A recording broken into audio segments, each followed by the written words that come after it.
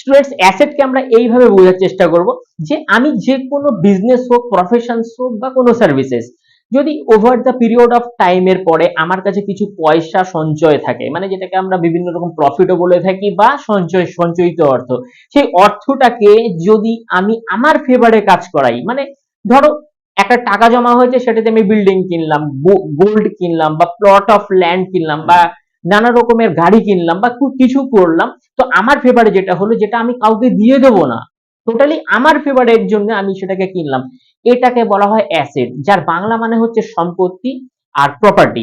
তো এই প্রপার্টিকে আমরা এইভাবে বুঝবো, ধরো আমার কাছে একটা জলেবির দোকান আছে, তাহলে over the period of time, ধরো 5 বছর পরে আমার কাছে 10 লাখ টাকার একটা প্রফিট জমা হয়েছে, মানে আমি মানে খেয়ে দিয়ে আমার কাছে 10 লাখ টাকা প্রফিট জমিয়েছি। এবার এই 10 লাখ টাকাকে আমি বিভিন্ন জায়গায় কনভার্সন করতে পারি, আমি এটা দিয়ে গোল্ড কিনতে পারি, আমি একটা প্লট অফ ল্যান্ড কিনতে পারি, বা আমি স্টক মার্কেটে ইনভেস্ট করতে পারি, বা ব্যাংকে আমি ফিক্সড ডিপোজিট করতে পারি, বা অন্য একটা বিজনেসের সেটআপ নিতে পারি। তো এই যাবতীয় জিনিসগুলো যদি আমি করি, তাহলে এটা হয়ে যাবে অ্যাসেট।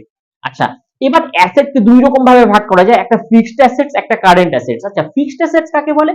যে অ্যাসেট ফর্মটাকে আমরা 6 থেকে 1 বছরের পরে ক্যাশ ফর্মে কনভার্সনস করতে পারি, তাকে বলে ফিক্সড অ্যাসেটস। আচ্ছা, এটাকে ধরো বিল্ডিং, আমি একটা বিল্ডিং বা প্লট অফ ল্যান্ড কিনেছি, এবার এটাকে আমি চাইলে পরেই উইথিন 72 আওয়ার্স এর মধ্যে কনভার্ট করতে পারবো না লিকুইড ফর্মে, মানে আমি 10 লাখ টাকার প্লট অফ ল্যান্ডকে চাইলেই রাতারাতি বিক্রি করতে পারবো না, এটার জন্য মিনিমাম 6 মাস থেকে 1 বছর সময় তো লেগেই যায় সওদা হতে।